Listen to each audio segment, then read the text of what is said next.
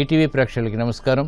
Triplex agents of శుభమస్తు కార్యక్రమానికి స్వాగతం. ఈనాటి శుభమస్తు కార్యక్రమంలోని గ్రహఫల మంచంలో గ్రహాల యొక్క స్థితిగతులు, వాటి యొక్క శుభాశుభ ఫలితాల గురించి పరిశీలిద్దాం. అలాగే రోజు 12 రాశుల వారికి ఏ సంఖ్యలు కలిసి వస్తాయి, రంగుల యొక్క ప్రాధాన్యత. ఈరోజు గురువారం లేదా లక్ష్మీవారం. శ్రీ షిరిడి సాయిబాబాకి చాలా ప్రీతికరమైనటువంటి రోజు. మరి భక్తులు 12 రాశుల వారు శ్రీ షిరిడి సాయిబాబాని ఎటువంటి ప్రక్రియలతో పూజించాలో పరిశీలిద్దాం. రోహిణి నక్షత్ర జాతకులు లక్షణాలు ఎలా ఉంటాయి, వారు జీవితంలో ఇంకా అభివృద్ధిని సాధించాలంటే ఎటువంటి ప్రక్రియలు పాటించాలో జన్మ నక్షత్రం అదృష్ట ఫలం అనేటువంటి శీర్షికలో తెలుసుకుందాం. ఆర్థిక సమస్యల నివారణకు గురువారం నాడు శ్రీ షిరిడి సాయిబాబాని ఎలా ఆరాధించాలి అనేటువంటి అంశాన్ని ఆచారం సంప్రదాయం అనేటువంటి శీర్షికలో తెలుసుకుందాం. అలాగే ముఖ్యంగా 12 రాశుల వారు ఈరోజు చేపట్టవలసినటువంటి కార్యక్రమాలు ఏమిటో కూడా పరిశీలిద్దాం. ముందుగా నేటి పంచాంగ వివరాలు. శ్రీ హేవలంబి నామ సంవత్సరం వైశాఖ మాసం ఉత్తరాయణం వసంత ఋతువు. ఈరోజు వైశాఖ శుద్ధ నవమి. సామాన్య కార్యక్రమాలకి పనికి వస్తుంది. అలాగే చిన్నకర్తలకి కూడా ఈరోజు నుంచి ప్రారంభం. వారం లక్ష్మీవారం లేదా గురువారం. ఈరోజు చేపట్టేటువంటి ఆధ్యాత్మిక కార్యక్రమాలు, పుణ్య కార్యక్రమాలు, శనగల దానం, బృహస్పతి జపం, గోసేవ ఇత్యాది కార్యక్రమాలన్నీ కూడా బృహస్పతి ద్వారా ఏర్పడేటువంటి ప్రతికూలతను దూరం చేస్తుంది, ప్రశాంతతను పెంచుతుంది, ఆర్థిక విజయాలకి దోహదపడుతుంది. ఈరోజు నక్షత్రం ఆశ్లేష నక్షత్రం. ఈ నక్షత్రంలో ఈరోజు పుట్టేటువంటి వారికి ప్రబల శాంతి తప్పనిసరి. ఈ తర్వాత వచ్చేటువంటి నక్షత్రం మఖ.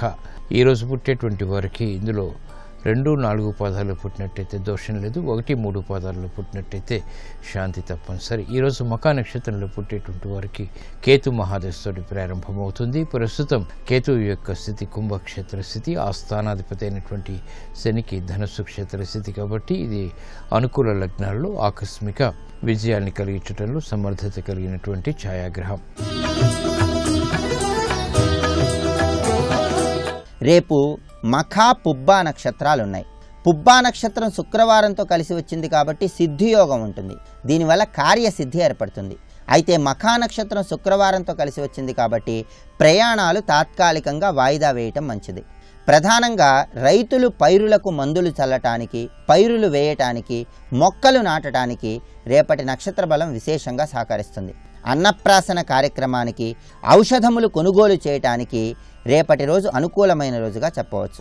మంత్రశాస్త్ర సంబంధమైనటువంటి కీలకమైన అధ్యయనాలు చేయటానికి కూడా రేపటి నక్షత్ర బలం విశేషంగా యోగిస్తుంది. ఈరోజు లక్ష్మీవారం లేదా గురువారం. శ్రీ దక్షిణామూర్తి యొక్క పూజలు, స్మరణ, అభిషేకాది కార్యక్రమాలు అభివృద్ధికి దోహదపడతాయి.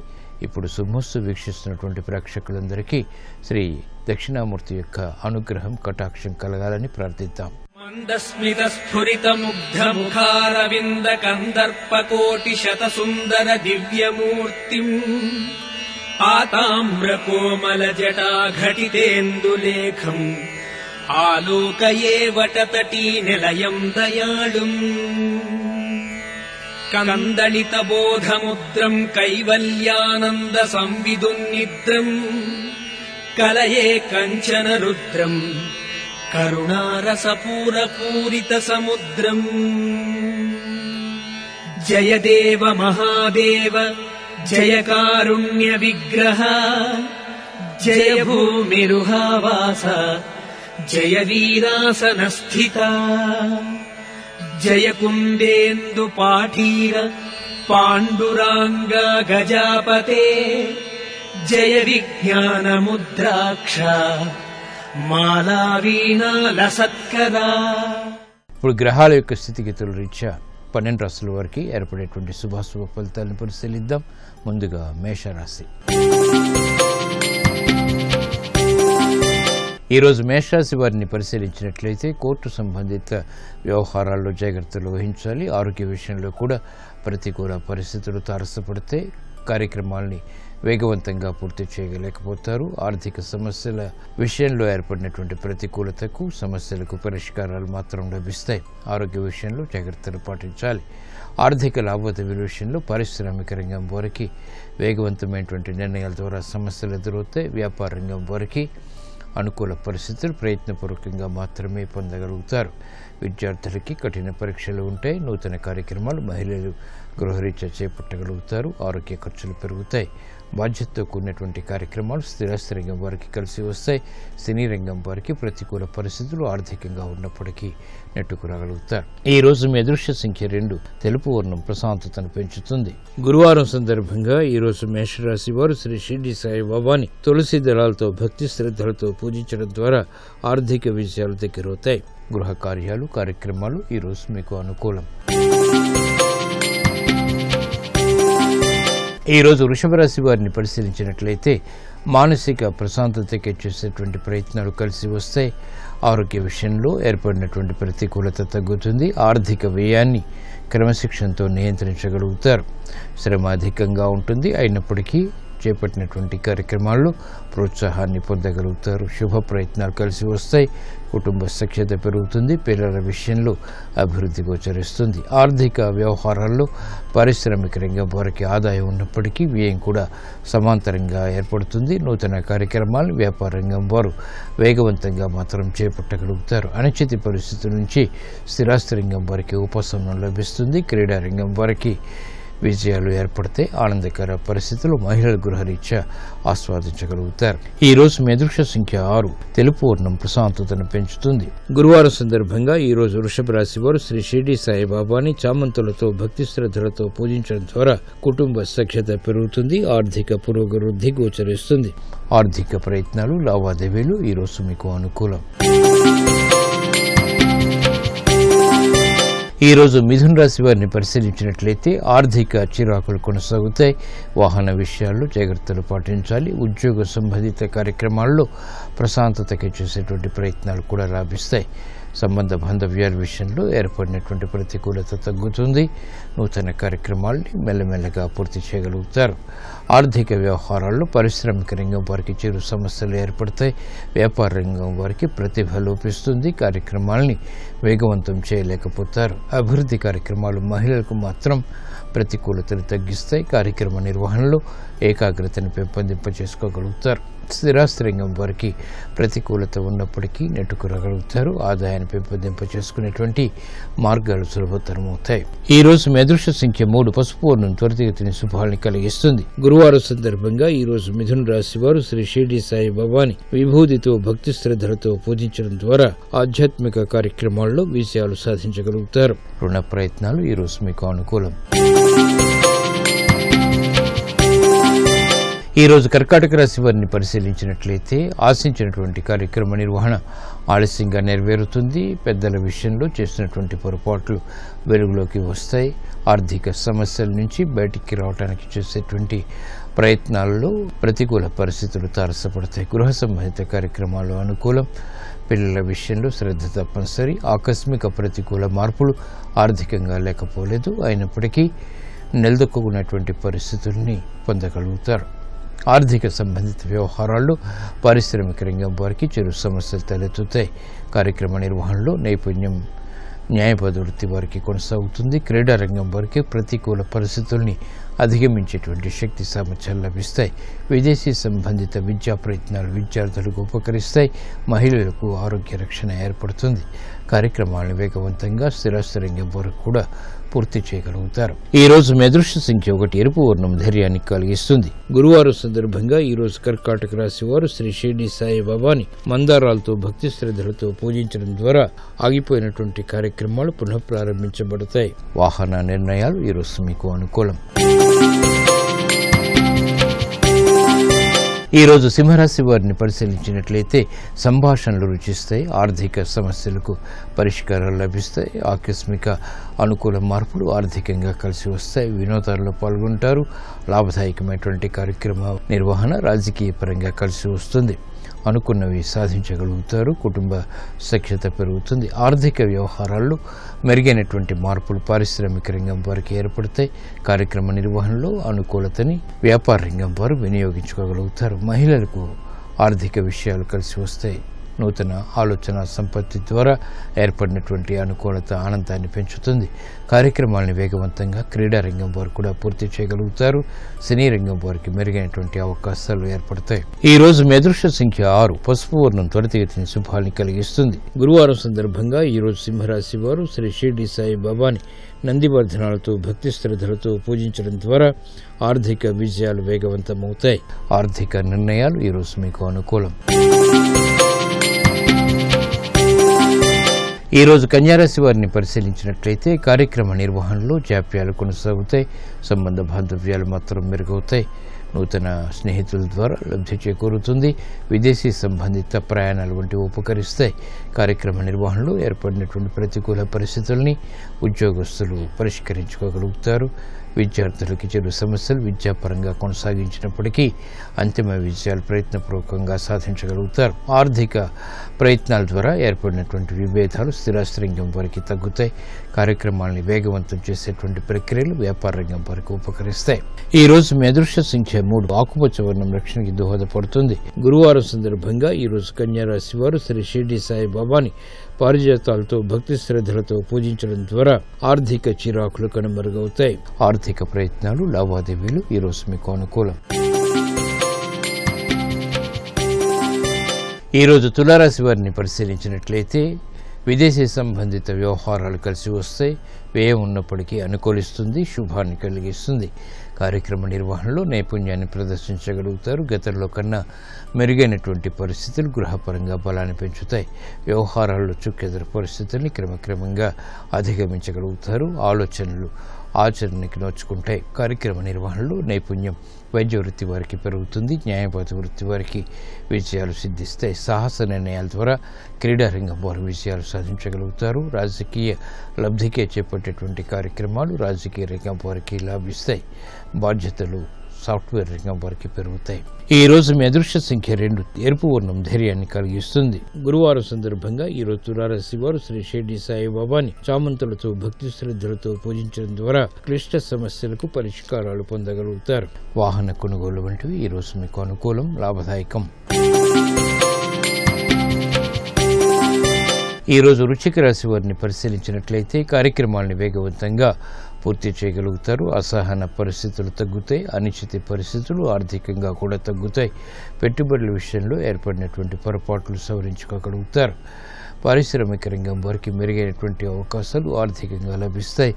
వ్యాపార రంగం వారికి అనుకూల పరిస్థితులు వృత్తిపరంగా చోటు చేసుకుంటాయి. వేగవంతమైనటువంటి నిర్ణయాలు మహిళలకు ఉపకరిస్తాయి. విద్యార్థులకి క్రమశిక్షణతో కూడినటువంటి కార్యక్రమాలు ఉపకరిస్తాయి, విజయాన్ని కలిగిస్తాయి. వేగవంతమైనటువంటి కార్యక్రమ నిర్వహణ స్థిరాస్తి రంగం వారికి లాభిస్తుంది. ఆకర్షణతో కూడినటువంటి కార్యక్రమాలు మహిళలు గృహరీత్యా చేపట్టగలుగుతారు. సంభాషణలు రుచిస్తాయి. ఈ రోజు మీ అదృష్ట సంఖ్య 9. పసుపు వర్ణం త్వరితగతిని శుభాల్ని కలిగిస్తుంది. గురువారం సందర్భంగా ఈ రోజు వృశ్చిక రాశి వారు శ్రీ షిర్డీ సాయి బాబాని ఎర్రగన్నేరు పూలతో భక్తి శ్రద్ధలతో పూజించడం ద్వారా సమస్యల్ని ధైర్యంగా ఎదుర్కోగలుగుతారు. విదేశీ లావాదేవీలు సంభాషణలు ఈ రోజు మీకు లాభదాయకం. ఈ రోజు ధనుసు రాశి వారిని పరిశీలించినట్లయితే ఉద్యోగపరమైనటువంటి చిరాకులు ఇంకా కొనసాగుతాయి. చేపట్టినటువంటి కార్యక్రమాలపై విముఖత ఏర్పడుతుంది. ఆర్థిక ప్రయోజనాలకి చేసేటువంటి కార్యక్రమాల్లో విఘ్నాల్ని కూడా చవిచూస్తారు. గృహ ఉపయోగ కార్యక్రమాల్ని వేగవంతంగా పూర్తి చేయలేకపోతారు. అసహన పరిస్థితులు ఆర్థికంగా కొనసాగుతాయి. ఆర్థిక వ్యవహారాల్లో పారిశ్రామిక వ్యాపార రంగం వారు జాగ్రత్తలు వహించాలి. నూతన బాధ్యతలు విద్యార్థులకి పెరుగుతాయి. శ్రమ అధికమవుతుంది. కార్యక్రమాల్ని వేగవంతంగా స్థిరాస్తి రంగం వారు పూర్తి చేయలేకపోతారు. ఆటంకాలని అధిగమించలేకపోతారు. క్రమశిక్షణ మహిళలకు తప్పనిసరి. ఆర్థిక పురోభివృద్ధికై చేపట్టేటువంటి కార్యక్రమాల్లో కళారంగం వారికి సమస్యలు ఎదురవుతాయి. ఆర్థిక విజయాలకి చేసేటువంటి ప్రయత్నాలు సినీ రంగం వారికి కొంత ఊరట కలిగిస్తాయి. ఈ రోజు మీ అదృష్ట సంఖ్య 3. పసుపు వర్ణం త్వరితగతిని శుభాల్ని కలిగిస్తుంది. గురువారం సందర్భంగా ఈ రోజు ధనుస్సు రాశి వారు శ్రీ షిర్డీ సాయి బాబాని సన్నజాజులతో భక్తి శ్రద్ధలతో పూజించడం ద్వారా ప్రశాంత పరిస్థితులని ఆహ్వానించగలుగుతారు. విద్యా ప్రయత్నాలు ఈ రోజు మీకు అనుకూలం. ఈ రోజు మకర రాశి వారిని పరిశీలించినట్లయితే గృహంలో ఆనందకర వాతావరణం కొనసాగుతుంది. చేపట్టినటువంటి కార్యక్రమాలపై అవగాహన కలిగి ఉంటారు. ఏర్పడినటువంటి విభేదాల ద్వారా ప్రతికూల పరిస్థితుల్ని అనుకూలంగా మరల్చుకోగలుగుతారు. కార్యక్రమ నిర్వహణలో నైపుణ్యం పెరుగుతుంది. ఏకాగ్రతతో కూడినటువంటి కార్యక్రమాలు తద్వారా విజయాలు బలాన్ని పెంచుతాయి. పారిశ్రామిక రంగం వారికి మెరుగైనటువంటి అవకాశాలు వృత్తిపరంగా చేకూరుతాయి. పోటీని ఎదుర్కొనేటువంటి శక్తి సామర్థ్యాలు పెరుగుతాయి. వ్యాపార రంగం వారికి ఆర్థిక స్తోమత పెరుగుతుంది. క్రమశిక్షణ ద్వారా విద్యార్థులు రాణించగలుగుతారు. గృహ ఉపయోగ కార్యక్రమాల్లో మహిళలకు ప్రోత్సాహం ఉంటుంది. సినీ రంగం వారికి మెరుగైనటువంటి అవకాశాలు దక్కుతాయి. ప్రయాణాల ద్వారా ప్రయోజనాలు సాధించగలుగుతారు. ఆర్థిక వృద్ధి స్థిరాస్తి రంగం వారికి కూడా కొనసాగుతుంది. నూతన కార్యక్రమాలు ఉద్యోగస్తులు చేపట్టగలుగుతారు. ఈ రోజు మీ అదృష్ట సంఖ్య 5. ఆకుపచ్చ వర్ణం రక్షణకి దోహదపడుతుంది. గురువారం సందర్భంగా ఈ రోజు మకర రాశి వారు శ్రీ షిర్డీ సాయిబాబాని గులాబీలతో భక్తి శ్రద్ధలతో పూజించడం ద్వారా ప్రజ్ఞతో కూడినటువంటి కార్యక్రమాలు తద్వారా ఆనందకర విషయాలు లభిస్తాయి. ఆర్థిక ప్రయత్నాలు ఈ రోజు మీకు అనుకూలం. ఈ రోజు కుంభరాశి వారిని పరిశీలించినట్లయితే మానసిక ధైర్యం పెరుగుతుంది. చేపట్టినటువంటి కార్యక్రమాలపై అవగాహన కలిగి ఉంటారు. నూతన ఆశలు చిగురింపచేసేటువంటి పురోగవృద్ధి గృహపరంగా బలాన్ని పెంచుతుంది. సోదరుల ద్వారా లబ్ధి చేకూరుతుంది. గృహ ఉపయోగ కార్యక్రమాల్ని చకచకా పూర్తి చేయగలుగుతారు. శుభ పరిణామాలు గృహంలో చోటు చేసుకుంటాయి.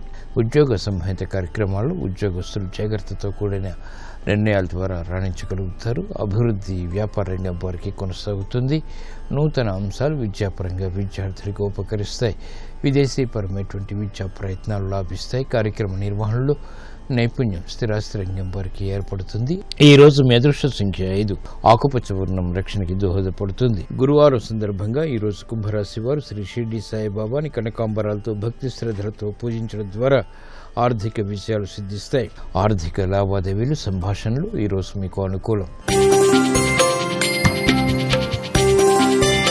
ఈ రోజు మీనరాశి వారిని పరిశీలించినట్లయితే ఆరోగ్య విషయంలో జాగ్రత్తలు పాటించాలి. ఆర్థిక విషయాలు కలిసి వస్తాయి. సాహసోపేతమైనటువంటి నిర్ణయాలకు ఉపక్రమించగలుగుతారు. స్థిరాస్తి విషయాలు అనుకూలిస్తాయి. స్నేహితుల ద్వారా లబ్ధి చేకూరుతుంది. కుటుంబ సఖ్యత పెరుగుతుంది. ఆర్థిక విషయాలు పారిశ్రామిక రంగం వారికి కొనసాగుతాయి. మనోవేదనలు వ్యాపార రంగం వారికి తగ్గుతాయి. అనిశ్చిత పరిస్థితుల నుంచి స్థిరాస్తి రంగం వారికి ఉపశమనం లభిస్తుంది. ప్రాధాన్యతతో కూడినటువంటి కార్యక్రమాలు వైద్య వృత్తి వారికి రాణిస్తాయి. సంభాషణల ద్వారా ఆశించినటువంటి కార్యక్రమ నిర్వహణ మహిళలు గృహపరంగా పొందగలుగుతారు. ఆలోచన సంపత్తి విద్యార్థులకి పెరుగుతుంది. ఈ రోజు మీ అదృష్ట సంఖ్య 3. పసుపు వర్ణం త్వరితగతిని శుభాల్ని కలిగిస్తుంది. గురువారం సందర్భంగా ఈ రోజు మీనరాశి వారు శ్రీ షిర్డీ సాయిబాబాని తులసి దళాలతో భక్తి శ్రద్ధలతో పూజించడం ద్వారా ఆటంకాలు కనుమరుగవుతాయి. విఘ్నాలు కనుమరుగవుతాయి. విజయాలు దగ్గరవుతాయి. విద్యా ప్రయత్నాలు ఈ రోజు మీకు అనుకూలం.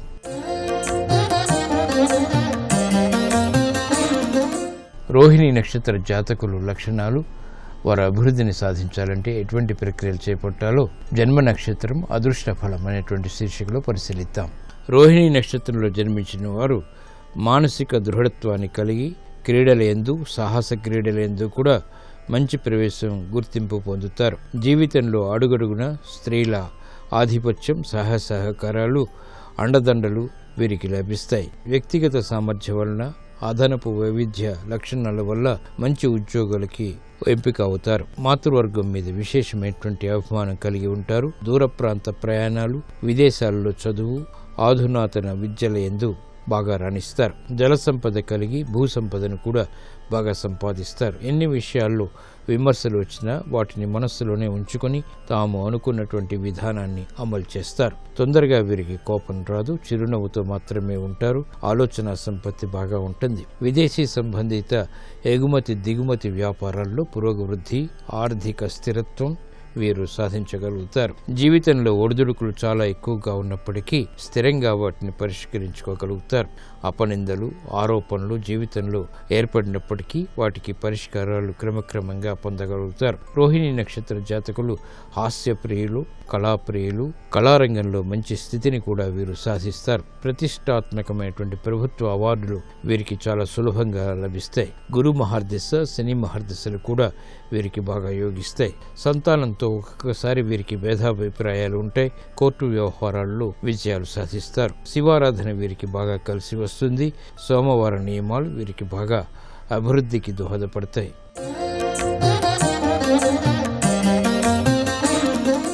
ఆర్థిక సమస్యల నుంచి పరిష్కారాలు పొందటానికి గురువారం సందర్భంగా శ్రీ షిరిడి సాయిబాబాని ఎటువంటి ప్రక్రియలతో పూజించాలో ఆచారం సంప్రదాయం అనేటువంటి శీర్షికలో పరిశీలిద్దాం. గురువారం నాడు భక్తులు నిర్వహించేటువంటి షిరిడి సాయి ఆరాధన విశేష ఫలితాలని కలిగిస్తుంది. ముఖ్యంగా ఆర్థిక సమస్యల నివారణకు గురువారం నాడు చేసేటువంటి సాయి పూజ మంచి ప్రభావాన్ని ఇస్తుంది. ఇంట్లో షిరిడి సాయి నాథుడికి లేదా చిత్రపటానికి తులసి మాలకును అలంకరించాలి. అలాగే పూజా మందిరంలోని సాయిబాబా చిత్రపటానికి లేదా విగ్రహానికి శ్రీగంధాన్ని సమర్పించాలి. షిరిడి సాయి నాథుని అష్టోత్తరంతో పాటు ఎర్ర కుంకుమ అక్షింతలతో బాబాని అలంకరించాలి. ఆ తర్వాత సాయినాథుడి ఏకాదశ సూత్రాలని పఠిస్తూ 11 రూపాయి బిళ్ళలతో సాయికి అర్చన చేయాలి. పూజ అనంతరం క్షీరాన్నాన్ని గోధుమ రొట్టెల్ని బాబాకి నివేదన చేయాలి. సాయి ప్రసాదాన్ని ఇంటిల్లిపాది భక్తి శ్రద్ధలతో ప్రసాదంగా స్వీకరించాలి. గురువారం సాయంత్రం షిరిడి సాయి మందిరాన్ని దర్శించడం ఉత్తమం. బీదలకు గోధుమ రొట్టెల్ని దానం చేయటం కూడా మంచి ఫలితాన్ని కలిగిస్తుంది. ధునిలో 2 అగరవత్తుల్ని వేయాలి. సాయిబాబా మందిరంలో ఉండే దత్తాత్రేయ స్వామికి ఎర్రటి పుష్పాలతో కూడినటువంటి పూజాది కార్యక్రమాలు నిర్వహించాలి. సాయి మందిరంలోని ధ్యాన మందిరంలో సాయి దివ్యనామాన్ని కనీసం 108 సార్లు మౌనంగా జపించాలి. ఈ ప్రక్రియల్ని క్రమం తప్పకుండా పాటించటం వల్ల ఆర్థిక సమస్యలు సత్వరం దూరమై స్థిరమైనటువంటి ఆదాయం పొందేటువంటి అవకాశం లభిస్తుంది. ఆనందం కూడా లభిస్తుంది.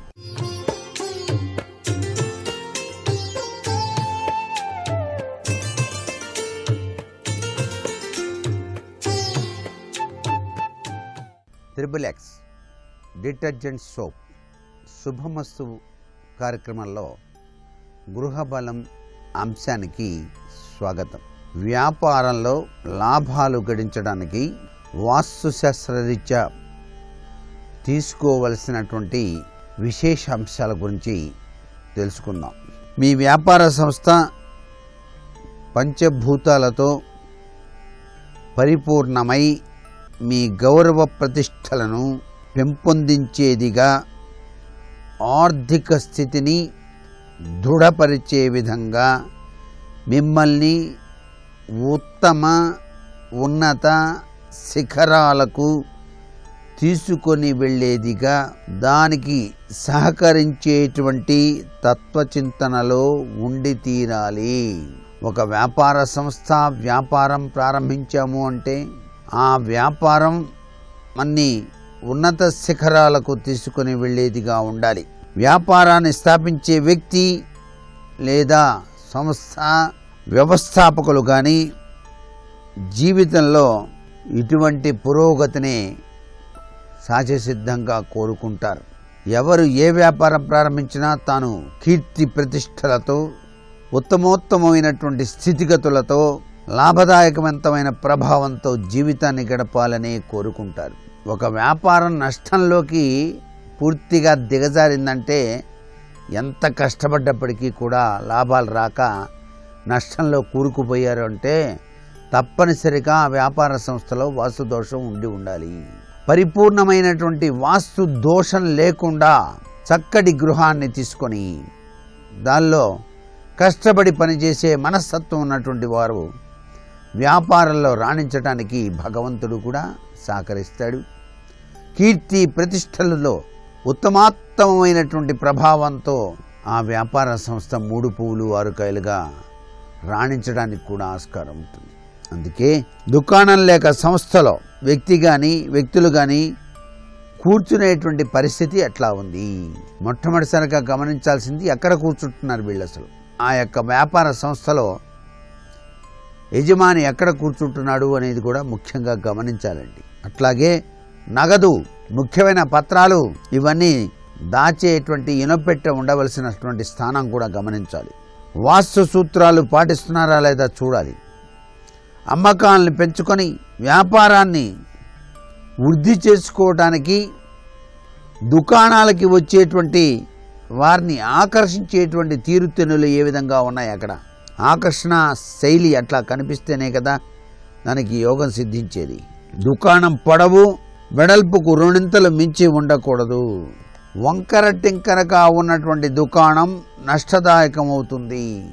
దుకాణం ఉత్తరాభిముఖంగా కానీ తూర్పుకు అభిముఖంగానే ఉండటం ఉత్తమం. పశ్చిమాభిముఖంగా ఉన్న దుకాణాల్లో అమ్మకాలు తక్కువగా ఉంటాయి.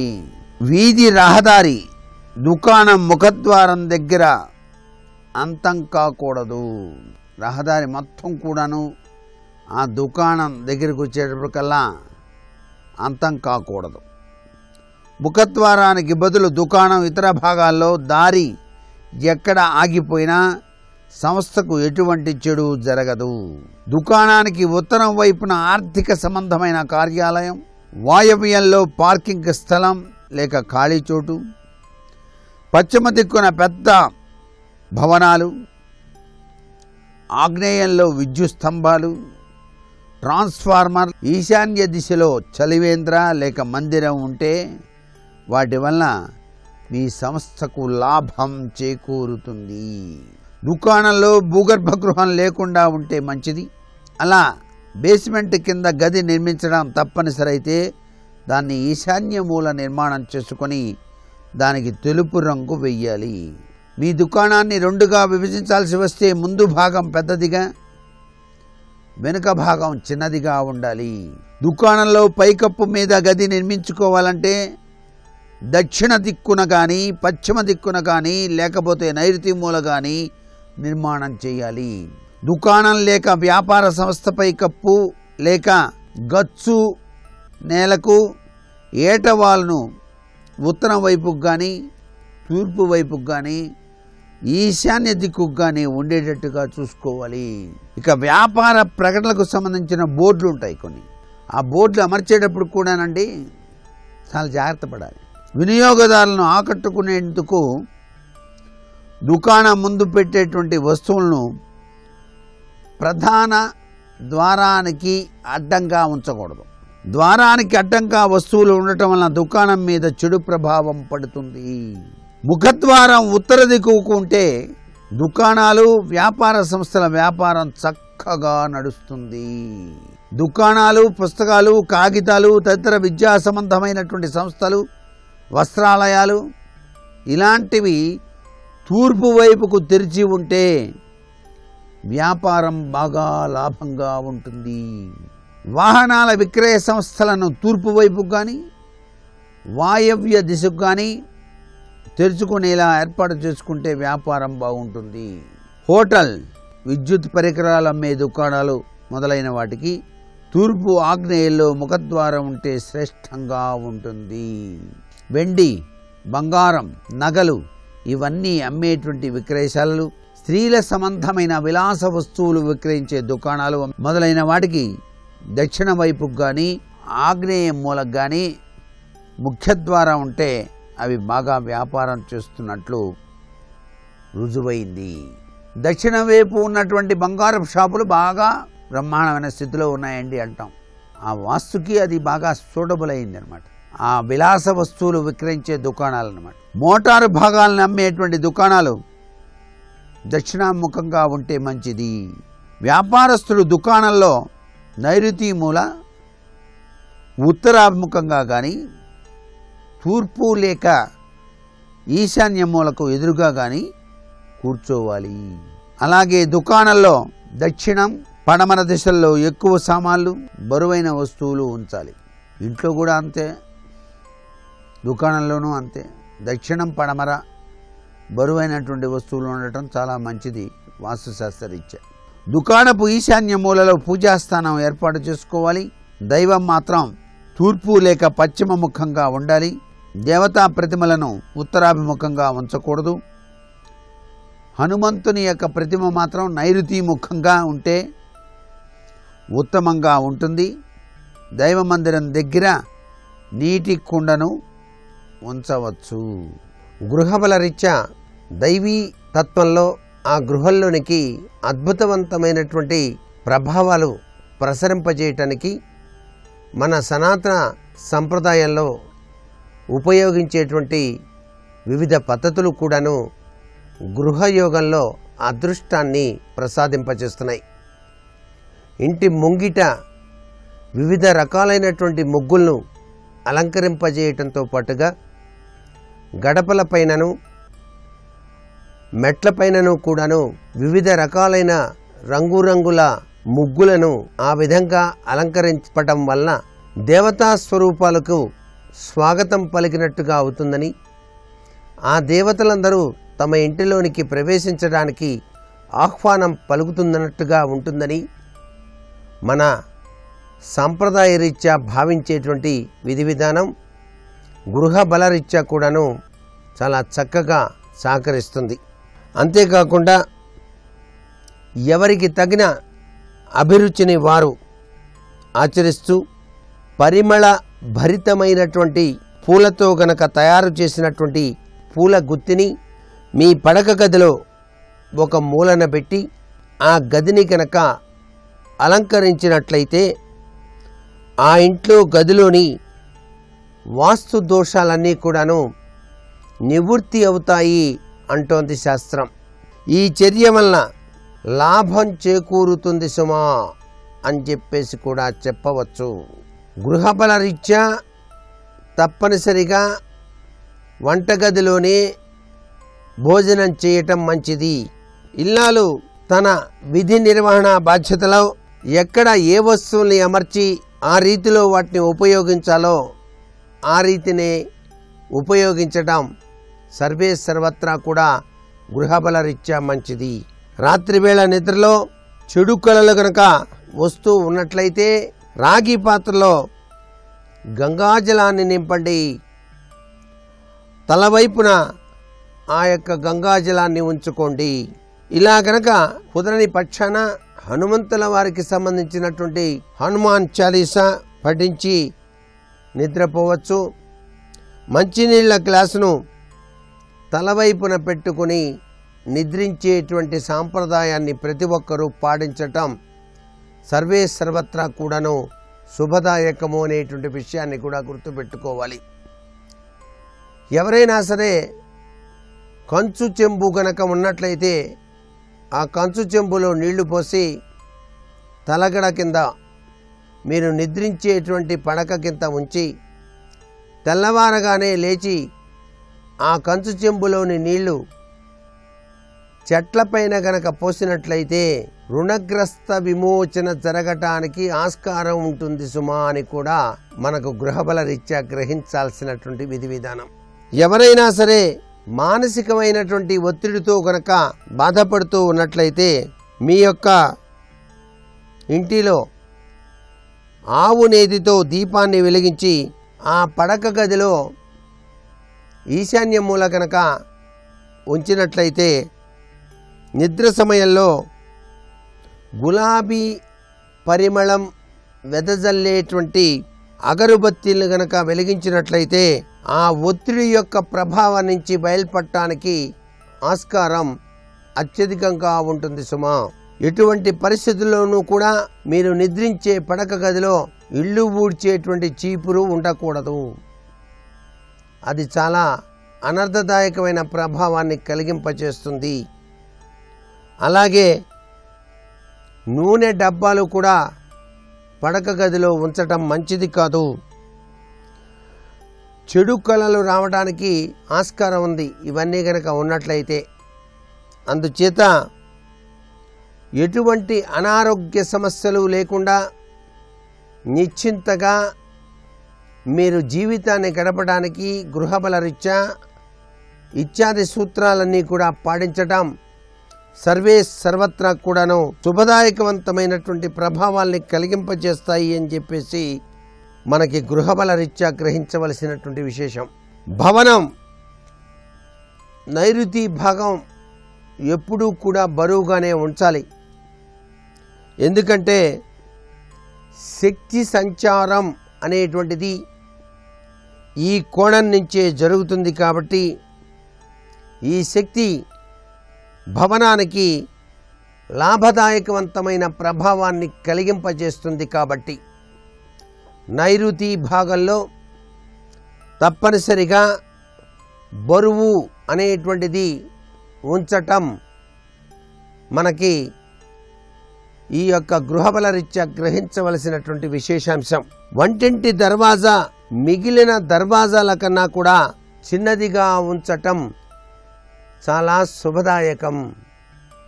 ఇక్కడ ఎప్పుడైనా సరే ఒక గృహానికి సింహద్వారమే అన్నిటికన్నా పెద్దదిగా ఉండాలి. మిగిలిన దర్వాజాలన్నీ కూడా కించిత్తు తక్కువ ఎత్తులో ఉండవచ్చు. వంటింటి దర్వాజా మాత్రం అన్నిటికన్నా కొద్దిగా తక్కువగా ఉండటం సర్వవిధ శ్రేయోదాయకము అనేటువంటి విషయాన్ని ఇక్కడ మనం గ్రహించాలి. ఇంటి నుంచి బయటకు వెళ్ళేటువంటి ముఖద్వారానికి ఎటువంటి పరిస్థితుల్లోనూ అద్దాన్ని మాత్రం అమర్చకూడదు.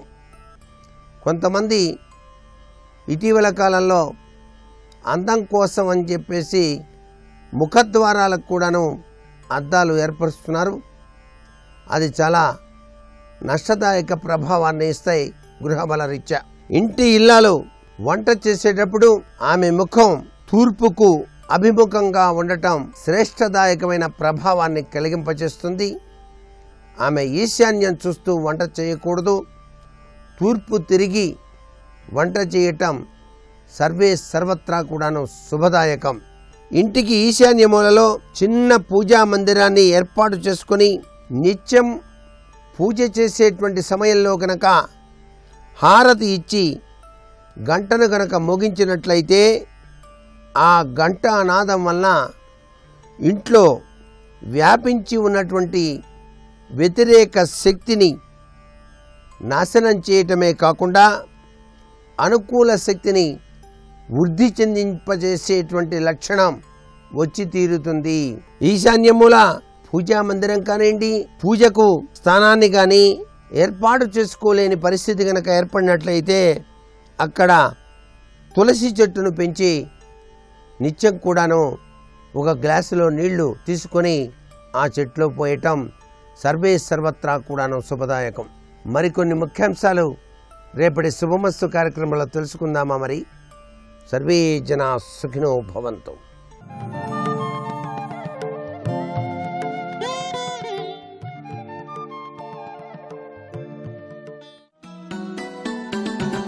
गोवर्धनोद्धार गोपरिपाल गोपाल कृष्ण हरे गोपिकलोला गोपाल बाल गोपाल कृष्ण हरे देवकी नंदन देवादिदेव गोपाल कृष्ण हरे वसुदेव नंदन श्री वासुदेव गोपाल कृष्ण हरे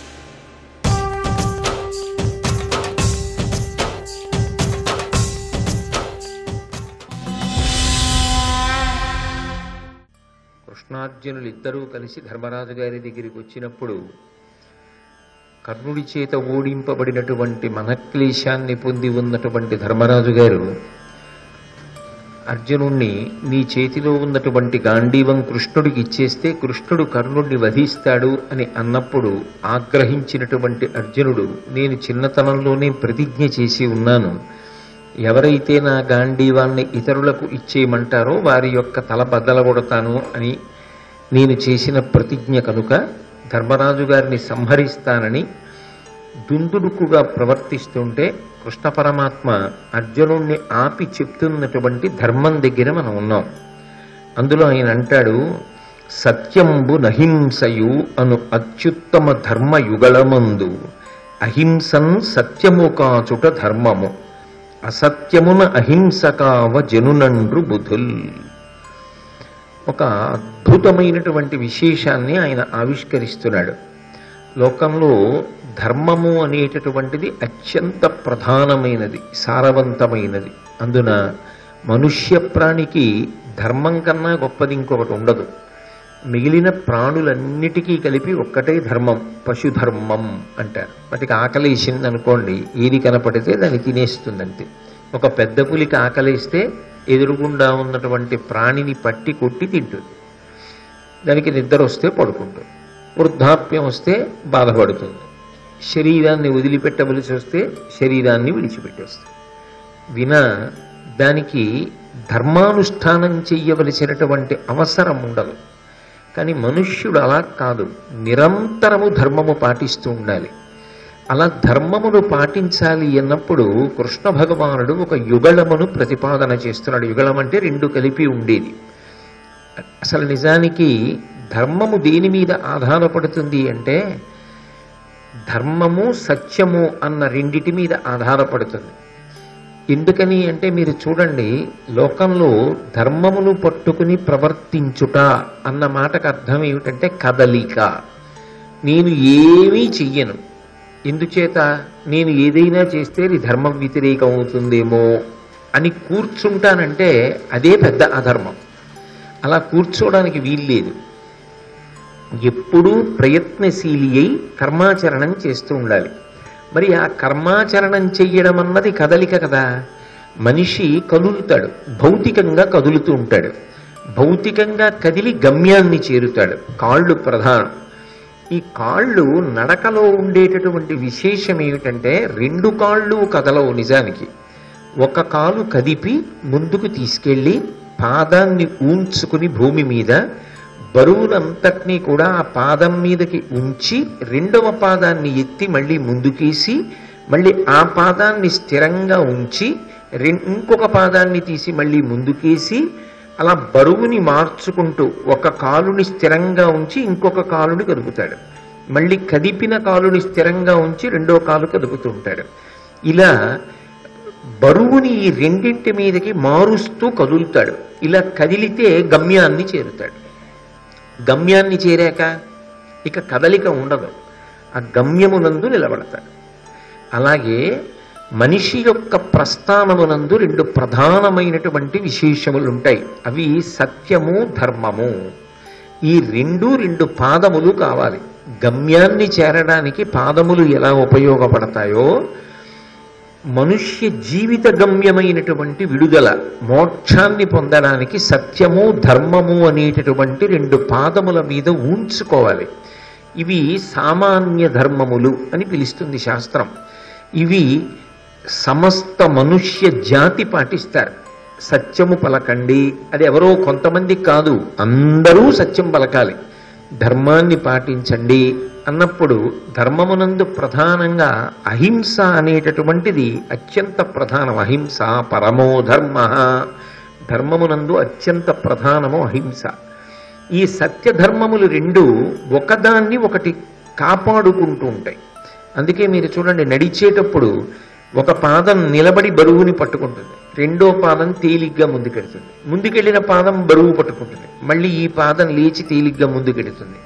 అలా సత్యము మీద ఊంచుకుని ధర్మమునందు కదులుతాడు, ధర్మమునందు నిలబడి సత్యమునందు కదులుతాడు.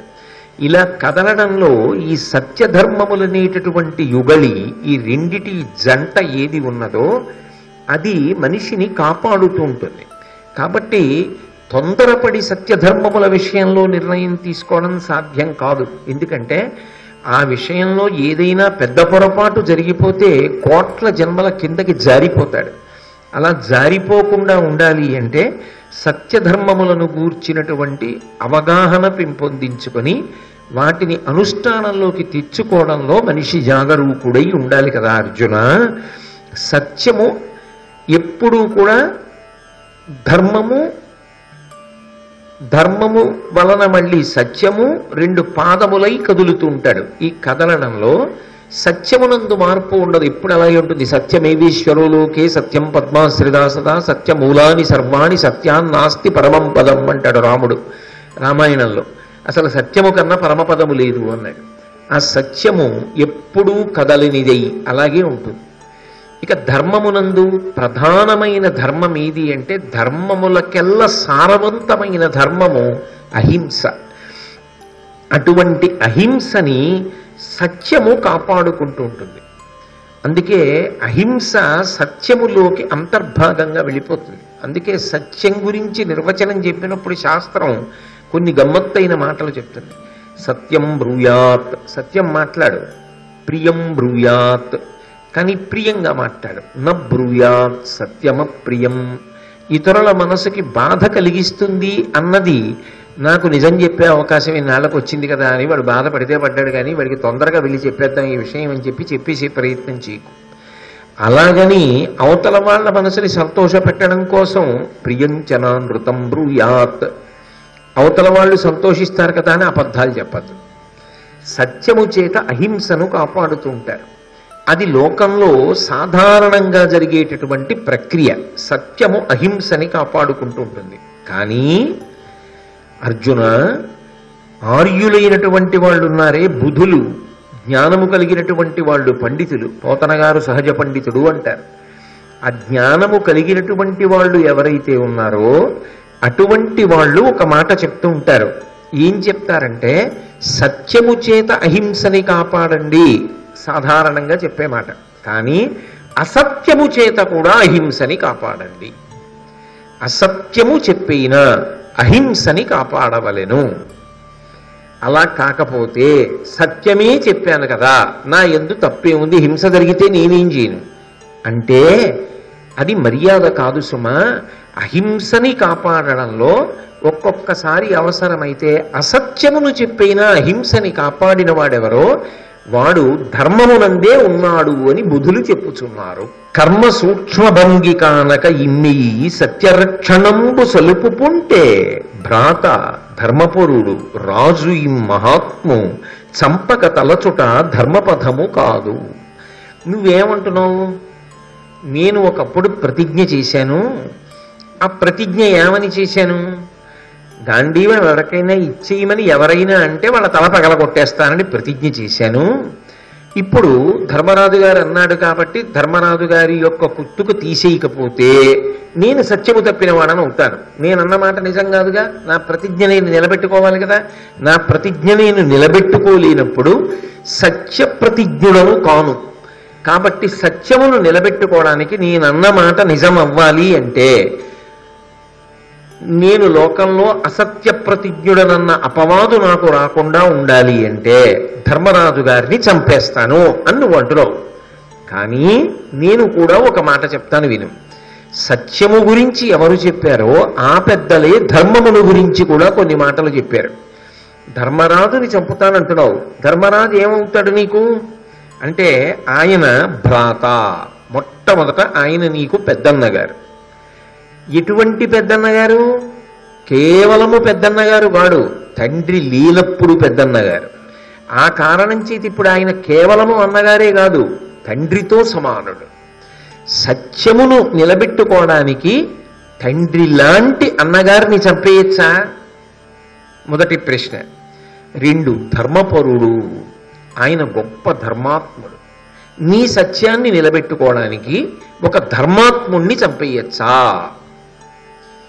ఒక ధర్మాత్ముణ్ణి చంపేసి నేను ఎప్పుడో ప్రతిజ్ఞ చేశానండి చిన్నప్పుడు, ఆయన ఆ మాట అనేశాడండి అందుకు ఆయన్ని చంపేస్తున్నానండి నువ్వు చంపచ్చా? ఆలోచించు. కాబట్టి ధర్మపరుడు, రాజిమహాత్ముడు. ధర్మరాజు గారు ఎవరు? రాజు. ఇత పూర్వం రాజ్యం ఎవరు చేశారు మీలో? పెద్దన్నగారు కాబట్టి ఆయనే చేశాడు. రాజసూయం చేసినప్పుడు ద్రౌపదీదేవితో కలిసి పీటల మీద కూర్చున్న వాడెవరు? ఆయనే. అవబృధ స్నానం చేసిన వాడెవరు? ఆయనే. అయినప్పుడు రేపు మళ్ళీ మీరు కురుక్షేత్రంలో గెలిస్తే ఎవరు పట్టాభిషేకం చేసుకుంటారు? ధర్మరాజు గారే చేసుకుంటాడు. కౌరవులంటే ఆయన రాజ్యాన్ని అపహరించారేమో కానీ ఇప్పటికీ మీ దృష్టిలో రాజెవరు? ధర్మరాజే. ఇప్పుడు నువ్వు నీ ప్రతిజ్ఞ నిలబెట్టుకోవడానికి నీ అన్నగారిని చంపేస్తానంటే నీ అన్నగారిని చంపేయట్లేదు, ఒక అన్నని చంపుతున్నావు, ఒక తండ్రిని చంపుతున్నావు, రాజుని చంపుతున్నావు, ఒక ధర్మమూర్తిని చంపుతున్నావు. నువ్వు అనుకున్న మాట నిజమైపోవడానికి ఈ పని చేయించా? అప్పుడు అది ధర్మమా? ధర్మచట్రమునందు ఇమడని సత్యమును పాటిస్తాననొచ్చా? ధర్మమును సత్యము రక్షించాలి, సత్యము ధర్మాన్ని రక్షించాలి, అసత్యమైన ధర్మాన్ని అహింసని రక్షించాలి. కానీ నువ్వేం చేస్తున్నావు? సత్య చట్రములోకి ఇమిడిందని ధర్మాన్ని అతిక్రమిస్తానంటున్నావు. అలా చంపేయచ్చని చెప్పడానికి అవకాశం ఉంటుందా? చంపచ్చా? పైగా ఇప్పుడు చేశావా ప్రతిజ్ఞ? తెలుసా ధర్మరాజుకి నువ్వు అలాంటి ప్రతిజ్ఞ చేసి ఉన్నావు? నీ చేతిలో ఉన్న గాంధీవాన్ని ఎవరికైనా ఇమ్మంటే అర్జునుడు చంపేస్తాడన్నవాణ్ణి అని ధర్మరాజుకి తెలిసే అవకాశం ఉందా? మీ అందరూ ప్రాజ్ఞులైన తర్వాత, పెద్దవాళ్ళు అయిన తర్వాత, అసలు గాంధీవం ఎప్పుడు వచ్చింది? ఖాండవన దహన సమయంలో ఆ దహనం చేసినప్పుడు అగ్నిహోత్రుడు ఇచ్చాడు. అగ్నిహోత్రుడు ఇచ్చిన తరువాత నువ్వు ఎప్పుడైనా అంతకన్నా పెద్దరికాన్ని పొందిన తర్వాత ఎన్నో అస్త్రాలు పొందాడు, ఎంతో తపస్సు చేశాడు, పరమశివుణ్ణి సాక్షాత్కరింప చేసుకున్నాడు. ఎప్పుడైనా నువ్వు అంతకన్నా ప్రాయంలో పెద్దవాడివి, అనుభవంలో పెద్దవాడివి, శాస్త్రమునందు పెద్దవాడివి, విలువిద్యయందు పెద్దవాడివి అయిన తరువాత ఈ మాట ప్రకటనంగా చెప్పి ఉన్నావా? నువ్వు అనుకుంటున్నావు అంతే. ఇది అందరికీ తెలియాలని ఎలా అనుకుంటున్నావు? నువ్వు ఇలా ప్రతిజ్ఞ చేశావని ఎవరికి తెలుసు?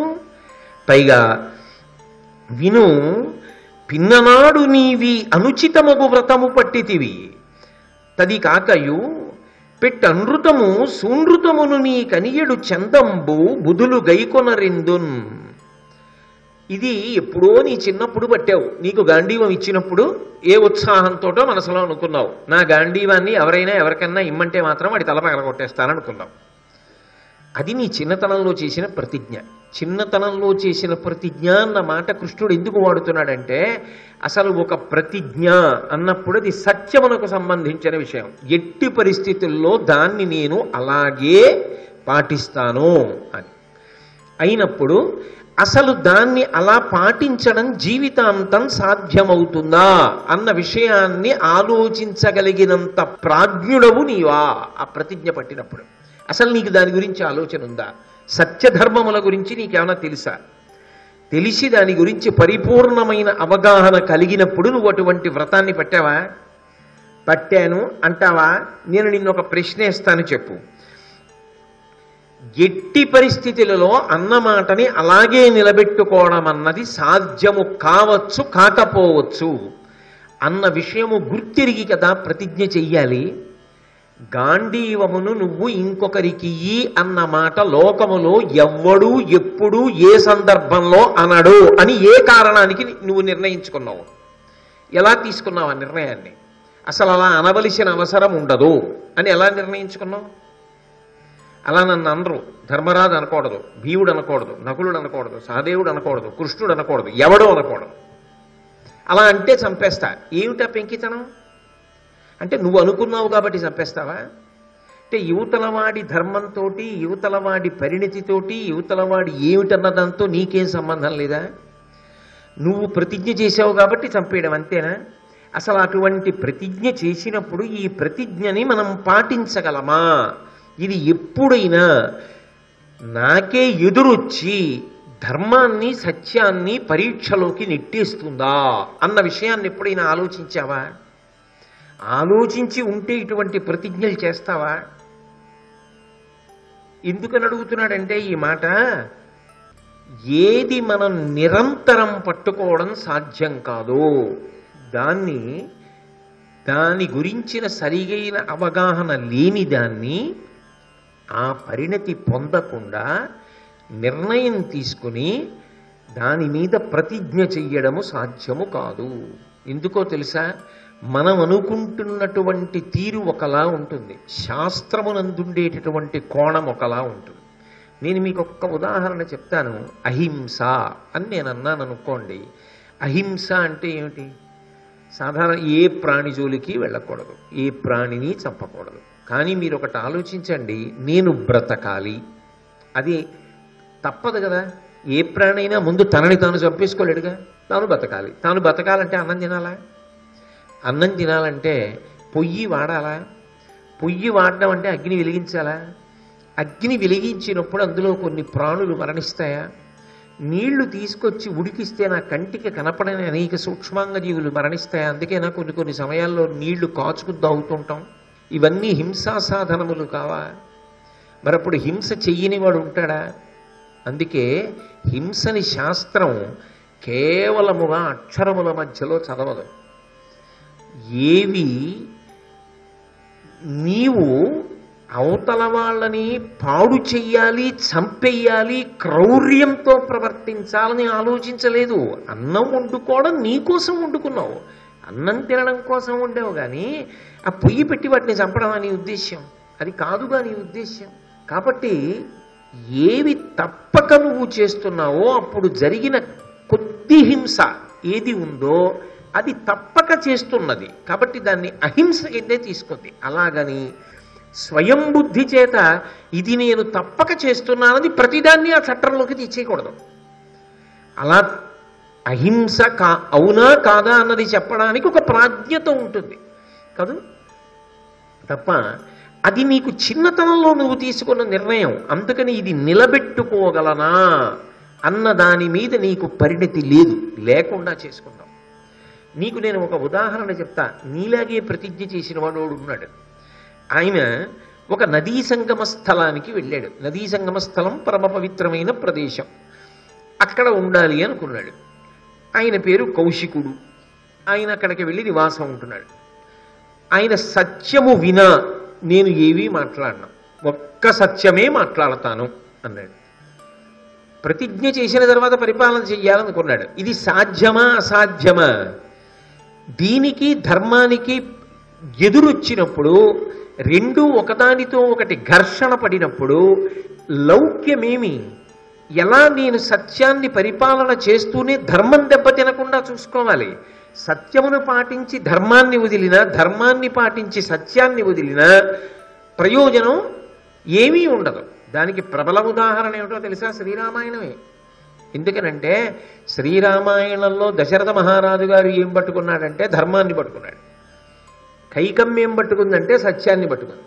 ఆవిడంది నువ్వు నాకు మాట ఇచ్చావా లేదా? యుద్ధానికి వెళ్ళినప్పుడు నాకు 2 వరాలు ఇచ్చావా?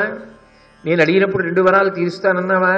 వరాలు ఇచ్చి తీర్చవలసిన అవసరం ఉంది కాబట్టి నువ్వు సత్యప్రతిజ్ఞుడవు కావాలి, నేనన్నది నువ్వు తీర్చాలి. ఆవిడ సత్యం పట్టుకుంది. దశరథుడు ఏం పట్టుకున్నాడు? ధర్మం పట్టుకున్నాడు. పెద్దవాడికి రాజ్యం ఇవ్వాలి, అది ధర్మం అన్నాడు. ఆయన ధర్మాన్ని పట్టుకుని సత్యాన్ని వదిలేడు, ఈవిడ సత్యాన్ని పట్టుకుని ధర్మాన్ని వదిలింది. ఆయన పెట్టిన ముహూర్తానికి పట్టాభిషేకం అవ్వలేదు, ఈవిడ కోరుకున్నట్టుగా రాముడు రాజ్యానికి రాకుండానూ ఆపలేకపోయింది. నిలబడ్డాయా? ధర్మాన్ని విడిచిన సత్యం, సత్యాన్ని విడిచిన ధర్మం నిలబడవు.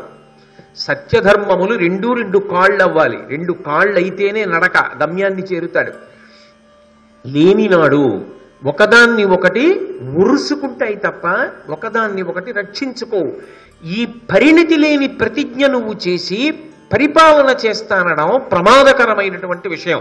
అది నిన్ను అధోగతికి తీసుకెడుతుంది, ప్రమాదాన్ని తీసుకొస్తుంది. ఆ కౌశికుడు నదీ సంగమ స్థానానికి చేరాడు. పరమ ప్రమాదకరమైన ప్రతిజ్ఞ చేశాడు. ఇది పరిపాలించగలనా ఆలోచించలేదు. అందులో ఉన్నటువంటి సూక్ష్మాన్ని పట్టుకోలేదు. ధర్మము వేరు, ధర్మ సూక్ష్మము వేరు. పట్టుకోలేదు. పట్టుకోకుండా ఏమని ప్రతిజ్ఞ చేశాడంటే నేను ఎప్పుడూ సత్యమును మాత్రమే పలుకుతాను అన్నాడు. అలాగే పలుకుతున్నాడు. నోరు విప్పితే ఆయన సత్యం ఒకటే పలుకుతాడు. ఒకసారి ఏమైందంటే దారి దొంగలు బాటసారులందరినీ తరువుకొచ్చారు. వాళ్ళ దగ్గర ఉన్నవి ఎత్తుకుపోదామని. వాళ్ళందరూ వచ్చి పాపం ఈ ఆశ్రమం కనపడింది వాళ్ళకి. ఈయన అక్కడ ఉన్నాడు, ఆ కౌశికుడు. ఆ చుట్టూ పొదలు ఉన్నాయి. ఇక్కడ ఎవరో ఉన్నాడు కదా తపస్సు చేసుకుంటున్న ఆయన, ఈయన మనని కాపాడతాడులే అనుకున్నారో ఏమో, వాళ్ళందరూ పొదల్లో దూరేరు. ఈయన చూశాడు కౌశికుడు, ఎవరో ఎక్కడి నుంచో పరిగెత్తుకొచ్చి ఓ 50 మంది పొదల్లో దాక్కుని కూర్చున్నారే అని. దొంగలు వచ్చారు, వాళ్ళకి కనపడలేదు. వీళ్ళు ఎటన్నా పారిపోయారా, ఇక్కడెక్కడా దాక్కున్నారా అనుమానం వచ్చి ఈ కౌశికుడిని అడిగారు, ఏమయ్యా ఇటువా 50 మంది బాటసారులు పరిగెత్తుకొచ్చారు కదా, వాళ్ళు ఎక్కడన్నా దాక్కున్నారా ఇక్కడ అని అడిగాడు.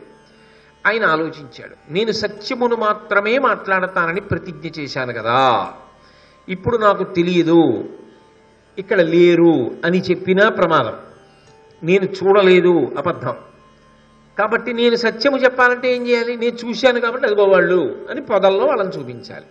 అప్పుడు నేను సత్యమునే పలికినట్టు, నేను మాట తప్పలేదు. కాబట్టి ఆయన ఏం చేశాడంటే అరిగో వాళ్ళు అని చూపించాడు.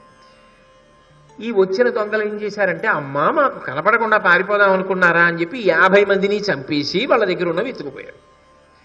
ఈయన్ని నరకానికి తీసుకెళ్ళారు కౌశికుణ్ణి. ఆయన అన్నాడు, అది నేను ఎప్పుడు సత్యం మాట్లాడాను కదా అన్నాడు. ఎందుకు నీ పనికి మాలిన సత్యం, ధర్మానికి వ్యతిరేకం. ధర్మములలో కల్లా సారవంతమైనది ఇది, అహింస పరమో ధర్మ. నువ్వు అబద్ధం చెప్తే వచ్చే నష్టం ఏమిటి, 50 మంది బతకడం ప్రధానం అక్కడ. కౌశికుడు చేసిన ప్రతిజ్ఞ ఎంత గొప్పదో నువ్వు చేసిన ప్రతిజ్ఞ అంత గొప్పది. నువ్వు ఎప్పుడో చిన్నప్పుడు ప్రతిజ్ఞ చేశావా, అందుకని ధర్మరాజు అన్నాడు కాబట్టి చంపేస్తావా? చంపేసిన అంతటి మహానుభావుడు ఎవరున్నాడు, నేను చేసిన మాట నిలబెట్టేసుకున్నానని లోకమంతా పెద్ద కీర్తి గణించేద్దాం అనుకుంటున్నావా?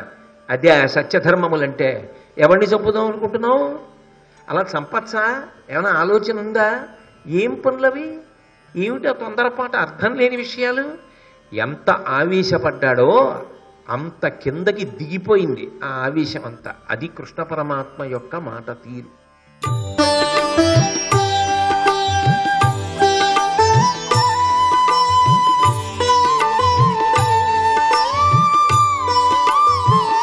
సర్వం శ్రీ ఉమామహేశ్వర పరబ్రహ్మార్పణమస్తు.